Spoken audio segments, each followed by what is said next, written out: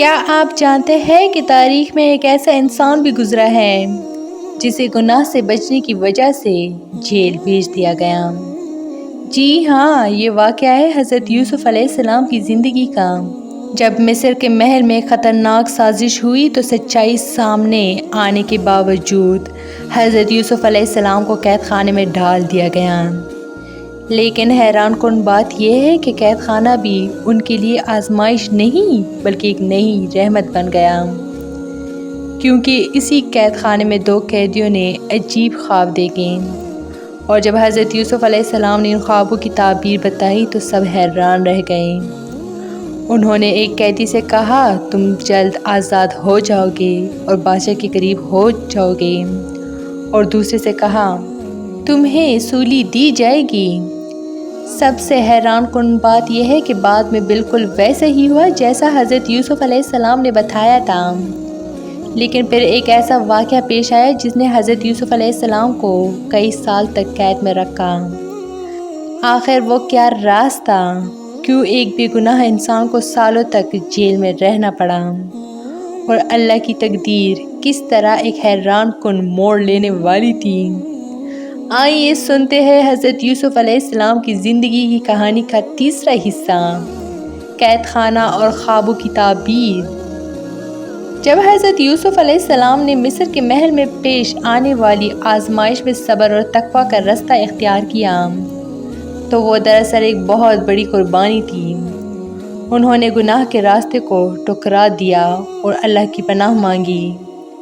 لیکن دنیا میں اکثر ایسا ہوتا ہے کہ سچ بولنے والا فوری طور پر کامیاب نہیں ہوتا۔ عزیز مصر کی بیوی نے اپنی عزت بچانے کے لیے الزام الٹا حضرت یوسف علیہ السلام پر لگا دیا۔ اس نے اپنے شوہر سے کہا کہ یوسف علیہ السلام نے اس پر بری نظر ڈالی ہے، لیکن اللہ تعالیٰ اپنے نیک بندوں کو رسوا نہیں ہونے دیتا۔ اسی وقت اللہ نے سچائی ظاہر کرنے کا انتظام کر دیا۔ گھر کے ایک دانا شخص نے مشورہ دیا کہ قمیص کو دیکھا جائے۔ اس نے کہا، اگر قمیص سامنے سے پٹی ہو تو عورت سچی ہے اور یوسف جھوٹے ہیں، اور اگر قمیص پیچھے سے پٹی ہو تو یوسف سچے ہیں اور عورت جھوٹ بول رہی ہے۔ جب قمیص کو دیکھا گیا تو وہ پیچھے سے پٹی ہوئی تھی۔ اس طرح سچائی سب کے سامنے آ گئی کہ حضرت یوسف علیہ السلام بے گناہ ہیں، لیکن اس کے باوجود معاملہ ختم نہیں ہوا۔ محل کی دیواروں کے اندر پیش آنے والا یہ واقعہ جلد ہی پورے شہر میں پھیل گیا۔ شہر کی عورتیں ایک دوسرے سے کہنے لگی، دیکھو مصر کے وزیر کی بیوی اپنی ہی غلام پر فریفتہ ہو گئیں۔ یہ باتیں عزیز مصر کی بیوی تک پہنچی۔ وہ ان عورتوں کی باتیں سن کر غصے میں آ گئیں۔ اس نے سوچا کہ وہ ان عورتوں کو ایسا منظر دکھائے گی جس کے بعد وہ اسے ملامت نہیں کرے گی۔ چنانچہ اس نے شہر کی چند معزز عورتوں کو اپنے محل میں دعوت دی۔ جب وہ سب عورتیں آئیں تو انہیں آرام سے بٹھایا گیا، پھر انہیں پھل دیے گئے اور ساتھ میں چاقو بھی دیے گئے تاکہ وہ پھل کاٹ سکیں۔ جب وہ سب پھل کاٹنے میں مصروف تھی تو عزیز مصر کی بیوی نے ایک خادمہ سے کہا، یوسف کو یہاں بلاؤ۔ چند لمحوں بعد حضرت یوسف علیہ السلام کمرے میں داخل ہوئے۔ جیسی ہی عورتوں نے انہیں دیکھا تو وہ حیران رہ گئیں۔ ان کا حسن اس قدر غیر معمولی تھا کہ عورتیں حیرت میں ڈوب گئیں۔ وہ اتنی محو ہو گئیں کہ انہیں احساس ہی نہ رہا کہ ان کے ہاتھ میں چاقو ہے۔ اسی حیرت میں انہوں نے اپنے ہاتھ کاٹ لیے اور وہ بے اختیار بول اٹھیں، یہ انسان نہیں ہو سکتا، یہ تو کوئی معزز فرشتہ ہے۔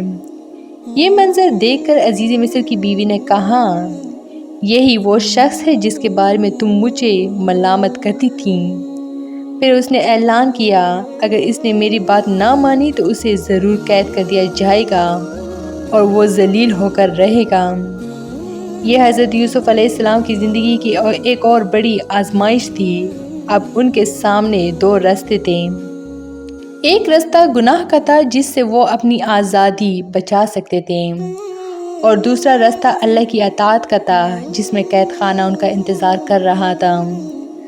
حضرت یوسف علیہ السلام نے فوراً اللہ کی طرف رجوع کیا اور دعا کی، اے میرے رب، قید خانہ مجھے اس گناہ سے زیادہ پسند ہے جس کی طرف یہ لوگ مجھے بلا رہے ہیں۔ یہ الفاظ ایک سچے مومن کے دل کی آواز تھیں۔ اللہ تعالیٰ نے ان کی دعا قبول فرمائی اور یوں حضرت یوسف علیہ السلام کو قید خانے میں ڈال دیا گیا۔ ظاہری طور پر یہ ایک مشکل اور تکلیف دہ فیصلہ تھا، لیکن حقیقت میں یہی قید خانہ حضرت یوسف علیہ السلام کی زندگی کا ایک اہم مرحلہ بننے والا تھا۔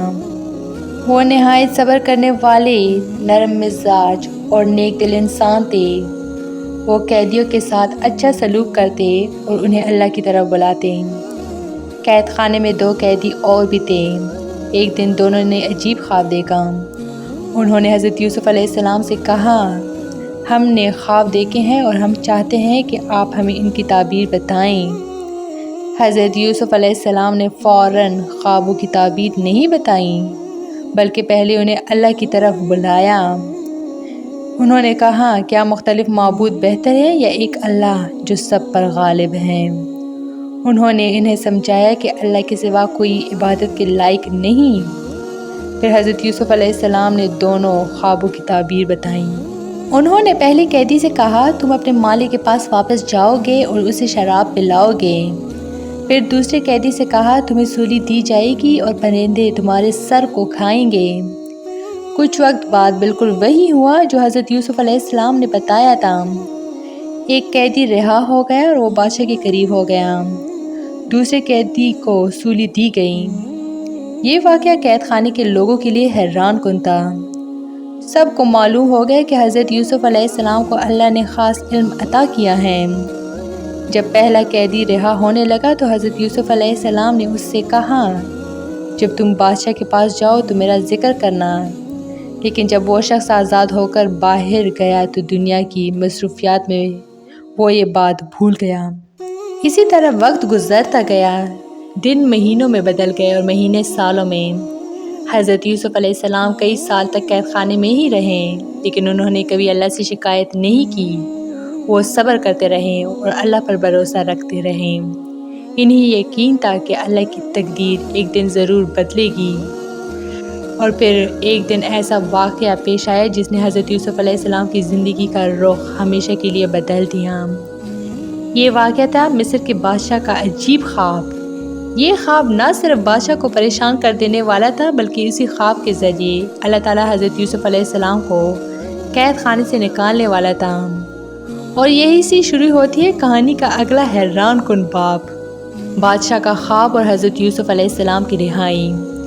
تو یہ تھی میری آج کی ویڈیو۔ امید کرتی ہوں کہ آپ لوگ کو بہت اچھی لگی ہوگی۔ مزید حضرت یوسف علیہ السلام کے پارٹس کے لیے میرے چینل کو لائک، شیئر اور سبسکرائب ضرور کریں۔